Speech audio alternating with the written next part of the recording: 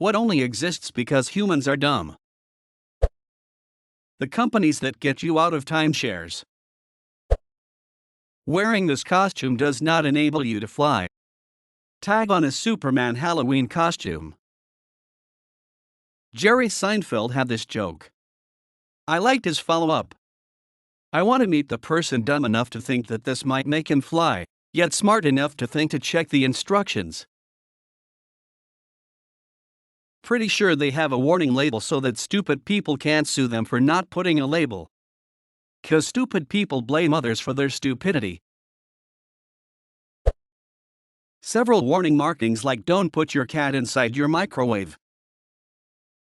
What the hell kind of cat did you buy that came with a warning label? Right. Mine only says hand wash only, not dishwasher safe. I think an old woman once sued a microwave company because it didn't say that she couldn't put her dog in there. Well, she had done it and then the dog had died. So that's why such things are there. Edit. What? My most upvoted comment is about a lady who melted her dog in a microwave. My grandpa actually went on a call for the same exact thing. She tried to dry off her dog after a bath. Must have happened a lot when microwaves were first introduced. Edit. For clarification, my grandpa was a fireman that responded to a call from the lady that put her dog in the microwave. I think in his books, James Arroyo describes farmers putting orphaned abandoned newborn lambs in the traditional style oven to keep them warm, very low heat obviously, and save them from hypothermia. So when microwaves first came out, I can totally see people just thinking it was just a really fast oven, without understanding how it works, molecular agitation vs conventional heat. You know, I was ready to grab my pitchfork, but that's actually an understandable and unfortunate mistake. Interesting. The word ambulance written in reverse on an ambulance. For those people that don't realize that the huge vehicle behind them, with the flashing lights and siren is, in fact, an ambulance. So that's what those are. Well, seems like I'm the reason the death rates in ambulances are so high in my area. Let's not get on a tangent about the topic of TV ads for prescription medication, but recently, last couple years, they started adding a sentence in the commercials: do not take Trivexica if you are allergic to Trivexica. What happened to make that a thing that they need to mention now? Why the hell would anyone knowingly continue to put a drug in their body if they knew or realized they were allergic to it? Answer: people are stupid. I get that it's to protect them legally, but it's mind-blowing to me that it needs to be said even to do that. The part that gets me is that the statement provides no new information. For example, I would say don't eat Snickers if you are allergic to peanuts. I wouldn't say don't eat Snickers if you are allergic to Snickers.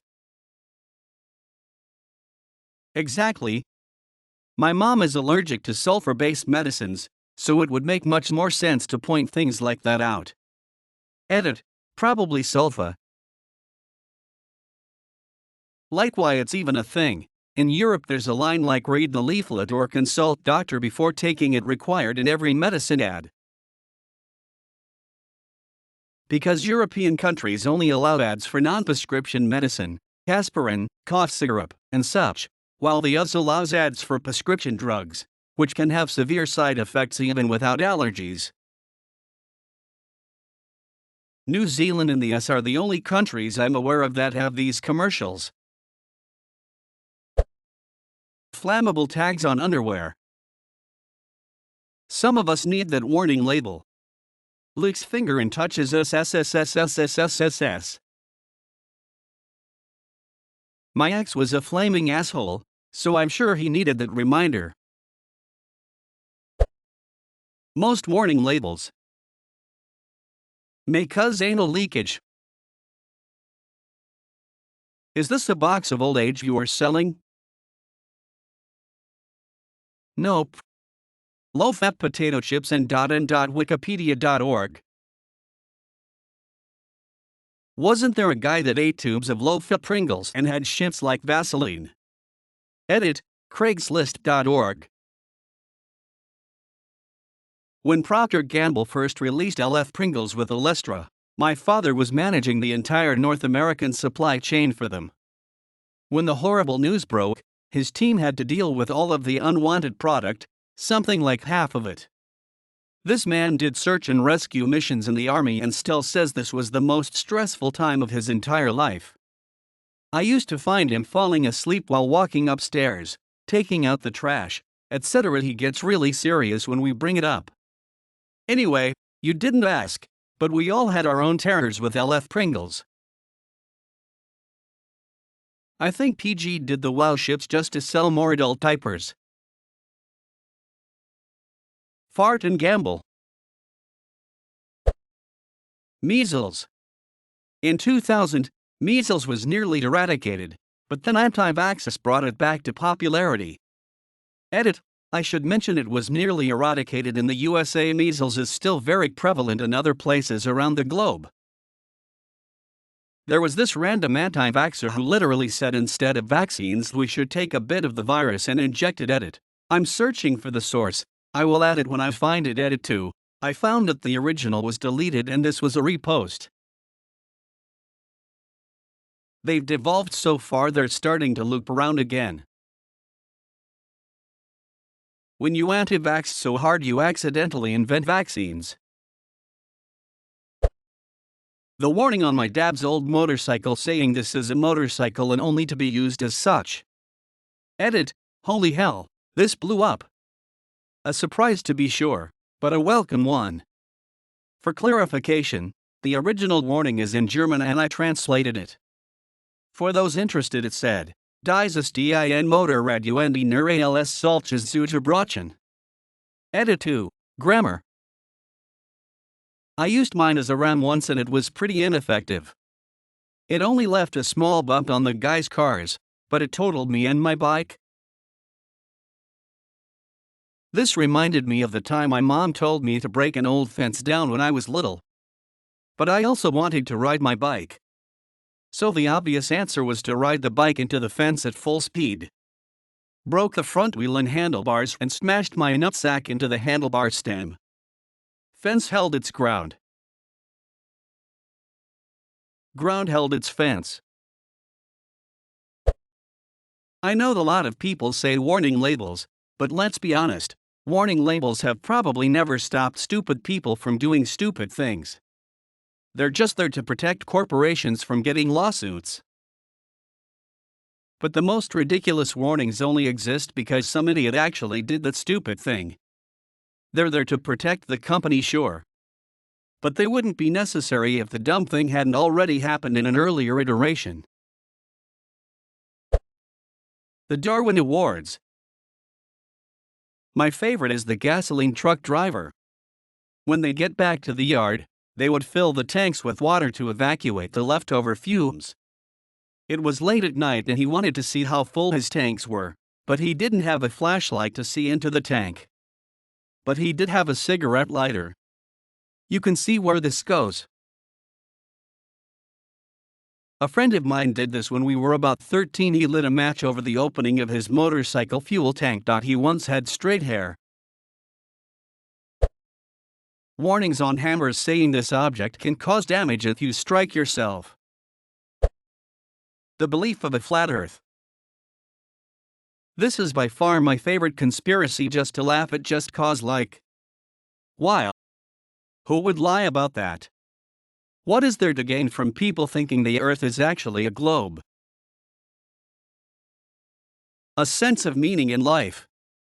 If they feel like they possess secret knowledge others do not have, it may give them a feeling of purpose. It likely also works as a form of neo-tribalism, where they can find a sense of belonging in a community of flat earthers. This is perhaps the best answer for most conspiracy theorists. They tend to be people who haven't accomplished much, but can find superiority in the comfort that they know the truth and everyone else is too dumb to see it. I also read an article once that claimed it gives overly complex explanations to give comfort to people who find that small, Random events may have large-scale overarching consequences that could upset their concept of stability and safety, like the JFK assassination. My grandfather once said something offhandedly that really summed up these nut jobs.